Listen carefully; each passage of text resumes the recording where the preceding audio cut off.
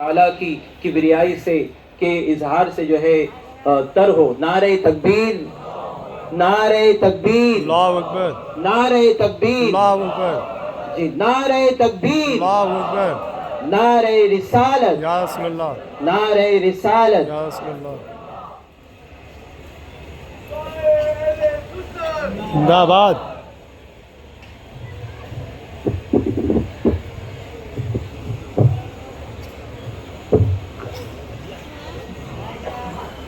السلام علیکم ورحمۃ اللہ تعالی وبرکاتہ۔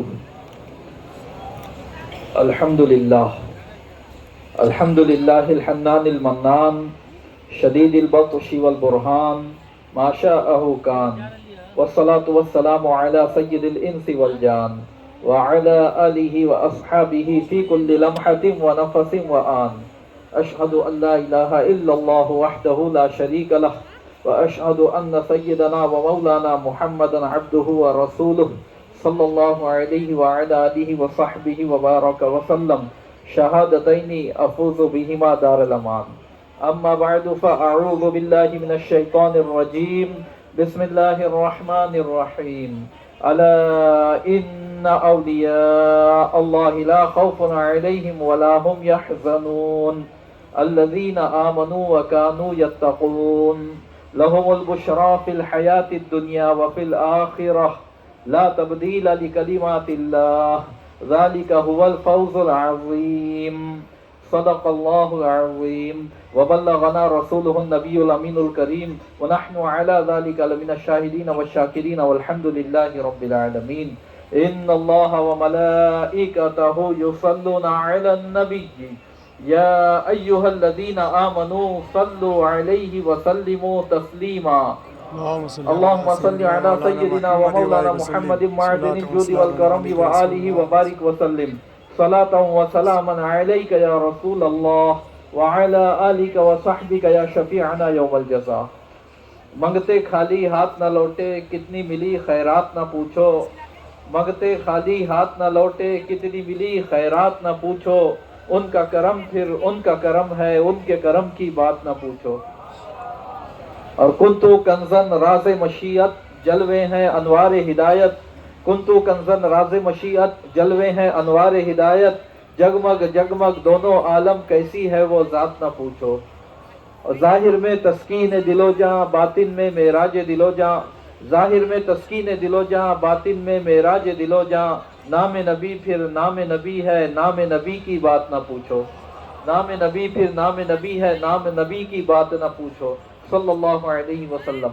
اور میں کیا اور کیا میری حقیقت سب کچھ ہے سرکار کی نسبت، میں کیا اور کیا میری حقیقت سب کچھ ہے سرکار کی نسبت، میں تو برا ہوں لیکن میری لاج ہے کس کے ہاتھ نہ پوچھو۔ اور انہی کی محفل سنوارتا ہوں چراغ میرا ہے رات ان کی، انہی کی محفل سنوارتا ہوں چراغ میرا ہے رات ان کی، اور انہی کے مطلب کی کہہ رہا ہوں زبان میری ہے بات ان کی۔ درود پاک پڑھیں۔ اللہم صلی علی سیدنا و مولانا محمد معدن الجود والکرم وآلہ وبارک وسلم، صلاة و سلاما علیک یا رسول اللہ وعلی آلک وصحبک یا شفیعنا یوم الجزا۔ مجھ سے بیشتر ابھی آپ نے حضرت علامہ و مولانا مفتی حسان شافعی صاحب قبلہ کی ایک بڑی بصیرت افروز تقریر سماعت فرمائی۔ حضرت نے جو کچھ میرے بارے میں کہا وہ ان کا حسن ظن تھا، ورنہ حقیقت میں ان تعریفوں کی بالکل لائق نہیں ہوں۔ میں ایک گنہگار کم علم بندہ ہوں۔ اللہ اپنے ولیوں کی محبت کے صدقے میں ان کے غلاموں میں مجھے قبول فرمائے، آپ حضرات کو بھی قبول فرمائے، آمین۔ حضرت تقریر فرما رہے تھے، ماحول پر سناٹا طاری تھا۔ چھوٹا بچہ جب بیمار ہوتا ہے اور اس کی بیماری کا علاج دوا ہوتی ہے جو کڑوی ہوتی ہے، بچہ جسے پسند نہیں کرتا اور وہ چاہتا ہے کہ یہ دوا میں نہ پیوں نہ کھاؤں، زبردستی ماں باپ ہاتھ پیر پکڑ کے منہ دبا کر منہ کھلوا کر دوا ڈالتے ہیں۔ وہ ماں باپ دشمن نہیں ہوتے، وہ ماں باپ جانتے ہیں کہ اس کا علاج یہی کڑوی دوا ہے۔ آج بھلے ہی یہ روئے، ماں باپ کو برا کہے، لیکن جب کل بڑا ہوگا اس کو سمجھ آئے گی تو اس کو اندازہ ہوگا کہ ماں باپ نے کڑوی دوا پلا کر اس پر احسان کیا ہے۔ اگر کوئی باپ ایسے عالم میں کہے نہیں نہیں میرا بیٹا بیمار تو ہے لیکن اس کو ہرگز کڑوی دوا مت پلاؤ، وہ دوا نہیں پینا چاہتا، چھوڑ دو اس کو اس کے حال پہ، وہ کیا چاہتا ہے، وہ ٹھنڈا پینا چاہتا ہے، لا کر دے دو، وہ آئس کریم کھانا چاہتا ہے، لا کر دے دو۔ اگر کوئی باپ اس طرح کرے تو آپ کیا کہیں گے اس کے بارے میں؟ یہ باپ نہیں، یہ تو دشمن ہے، اپنے بچے کو مارنا چاہتا ہے۔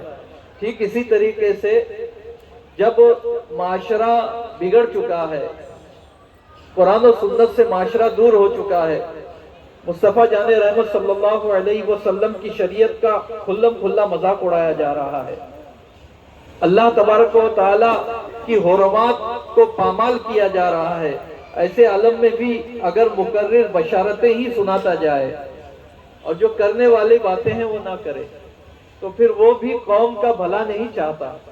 حضرت مفتی صاحب قبلہ کو واقعی قوم کا درد ہے، اسی لیے انہوں نے وعید والی باتیں آپ حضرات کو سنائی، جہنم سے ڈرایا، اللہ کے ولیوں کا خوف کیسا ہوا کرتا تھا اس بارے میں بتایا اور شریعت پر عمل کرنے کی دعوت دی، اس لیے کہ انہیں واقعی آپ حضرات کی فکر ہے۔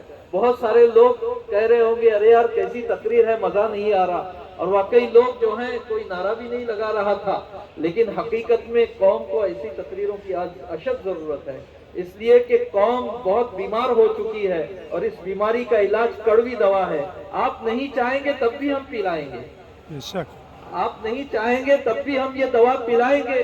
آج اگر آپ ہمیں برا کہیں تو کہیں، لیکن کل قیامت میں آپ جب دیکھیں گے اس کا اثر تو آپ اللہ تبارک و تعالیٰ کی بارگاہ میں شکر ادا کریں گے اور ان کا احسان مانیں گے۔ تو ایسی تقریروں کی ضرورت ہے۔ اللہ تبارک و تعالیٰ ہمیں اور آپ کو عمل کرنے کی توفیق عطا فرمائے۔ ایک مرتبہ درود پاک پڑھیں، اللہم صلی علی سیدنا و حبیبنا و مولانا محمد معدن الجود والکرم و آلہ و بارک وسلم صلاۃ و سلام علیک یا رسول اللہ۔ قرآن مجید کی جس آیت کریمہ، جن آیات کی تلاوت کا میں نے شرف حاصل کیا، پروردگار عالم نے ارشاد فرمایا الا، خبردار، آگاہ ہو جاؤ۔ بغیر الا کے بھی بات ہو سکتی تھی، بے شک لیکن اللہ تبارک و تعالی اپنے محبوبوں کی شان بیان کر رہا ہے، اس لیے اللہ نے چاہا کہ سننے والا ہماتنگوش ہو جائے، سننے والا متوجہ ہو جائے، باخبر ہو جائے۔ تنبیہ کا لفظ ہے الا، اس کے ذریعے سے مخاطب کو متنبہ کیا جاتا ہے۔ ان اولیاء اللہ لا خوف علیہم ولا هم یحزنون، کہ بے شک اللہ کے ولیوں کو نہ کوئی خوف ہے نہ غم ہے، نہ وہ غمگین ہوں گے۔ یعنی کل قیامت میں جب وہ اٹھائے جائیں گے تو جب وہ اپنی اچھی حالت دیکھیں گے تو حساب کا کوئی خوف نہ ہوگا اور نہ ہی ماقبل کے کسی نقصان کا ان کو غم ہوگا۔ لہم البشرا فی الحیات الدنیا الذین آمنوا وکانوا یتقون۔ اللہ کے ولی کون؟ ان کی کوالٹی اللہ نے بتائی کہ اللہ کے ولیوں کے لیے تو یہ مرتبہ ہے کہ نہ ان کے لیے کوئی خوف ہے نہ وہ غمزدہ ہوں گے۔ لیکن یہ ولی ہے کون؟ آج ہر ایرا غیرہ نتھو خیرہ یہ کہتا ہے میں ولی ہوں۔ کچھ لوگ ہیں جنہیں قرآن پڑھنا نہیں آتا، وہ ولایت کا دعویٰ کرتے ہوئے نظر آتے ہیں۔ کچھ لوگ ہیں جنہیں کلمہ پڑھنے کا ڈھنگ نہیں، وہ اپنے آپ کو صاحب کرامت ولی کہتے ہیں۔ کچھ لوگ ہیں شریعت کی شین سے بھی واقف نہیں ہے، وہ ولی کہلا رہے ہیں، لیکن قرآن کہتا ہے میرے ولی وہ ہیں جن کا یہ مرتبہ ہے کہ جنہیں نہ خوف ہے نہ کوئی غم ہوگا۔ الذین آمنوا وکانوا یتقون، جو ایمان لائے اور پرہیزگار بنے رہیں گے۔ صرف تقوی کیا نہیں، پرہیزگاری اختیار کی نہیں، وکانوا یتقون ماضی استمراری کے ساتھ فرمایا، یعنی ہمیشہ جب تک وہ دنیا کی زندگی میں رہے تقوی اور پرہیزگاری پر قائم رہے، مرتے دم تک اپنے تقوی کی حفاظت کرتے رہے۔ ان اولیاء کے لیے یہ بشارت ہے، وہی اولیاء ہے اور ان کے لیے یہ بشارت ہے۔ پروردگار ایک تو ہے تقوی اختیار کرنا، دوسرا تقوی پر باقی رہنا۔ آدمی جوش میں آ کر کبھی گناہوں کو ترک کر دیتا ہے، لیکن جب اس کا جوش ٹھنڈا ہو جاتا ہے دنیا اسے پھر اپنی طرف بلاتی ہے تو 2-4 دن کے بعد پھر گناہوں میں مبتلا نظر آتا ہے. لیکن اولیاء اللہ کی تو یہ شان ہے کہ ایک بار متقی ہو گئے تو مرتے دم تک وہ تقوی کی صفت پر قائم رہتے ہیں. وَكَانُوا يَتَّقُونَ اس بات کو بتا رہا ہے. تو تقوی اختیار کرنا یہ کہنا کہ ہم اللہ پر ایمان لائے، ایمان لے آنا، شریعت کو ماننا اور پھر اس پر استقامت مرتے دم تک اختیار کرنا، یہ اللہ کے ولیوں کی کوالٹی ہے. اللہ قرآن مجید میں ایک دوسرے مقام پہ فرماتا ہے ان الذین قالوا ربنا اللہ ثم استقاموا، بے شک وہ لوگ جنہوں نے کہا کہ ہمارا رب اللہ ہے پھر اس پر ڈٹ گئے، اس پر استقامت اختیار کر دی، یعنی متقی ہو گئے اور تقوی پر قائم ہو دائم ہو گئے، تقوی کو چھوڑا نہیں، تقوی کو اپنا اوڑھنا بچھونا بنا لیا، تقوی کو اپنا لازمی وصف بنا لیا. تتنزل علیہم الملائکہ، اللہ فرماتا ہے کہ ان کے پاس فرشتے آتے ہیں اور انہیں تسلی دیتے ہیں اللہ تخافوا ولا تحزنوا، کہ نہ خوف کرو نہ غم کرو، وابشروا بالجنۃ التي كنتم توعدون، اور تمہیں بشارت ہو اس جنت کی جس کا تم سے وعدہ کیا گیا. نحن اولیاؤکم فی الحیات الدنیا وفی الآخرہ، ہم فرشتے دنیا کی زندگی میں بھی تمہارے دوست ہیں اور آخرت میں بھی تمہارے دوست ہیں. اب غور فرمائیے، فرشتے جو اللہ کے ولیوں کے دوست ہو گئے، اللہ کے ولیوں کے یار و مددگار ہو گئے تو اللہ کے ولی کی طاقت کتنی بڑھ گئی. اللہ تبارک و تعالیٰ نے فرشتوں کو وہ طاقت عطا کی کہ پورے کائنات کا نظام فرشتے چلا رہے ہیں. قرآن مجید میں اللہ فرماتا ہے فَالْمُدَبِّرَاتِ أَمْرًا، اور قسم ہے کاموں میں تدبیر کرنے والوں کی. مفسرین فرماتے ہیں کہ کائنات کے نظام میں تدبیر کرنے والے اللہ کے حکم سے، یہاں فرشتے مراد ہیں جو اللہ کے حکم سے ساری کائنات کا نظام چلاتے ہیں. فَالْمُدَبِّرَاتِ أَمْرًا، تو جب یہ طاقتور مخلوق اللہ کے ولیوں کے یار و مددگار ہو جائیں تو سوچیے اللہ کا ولی کیا نہیں کر سکتا. اللہ کے ولی کی طاقت کا کون اندازہ لگا سکتا ہے. اللہ کا ولی چاہتا ہے تو اللہ تبارک و تعالی اس کی چاہت کو پورا کر دیتا ہے. اسی ملک میں گجرات میں ایک ایسے بھی اللہ کے ولی ہیں کہ ان کی بارگاہ میں ایک اتنا بڑا کوئی ٹکڑا رکھا ہوا ہے.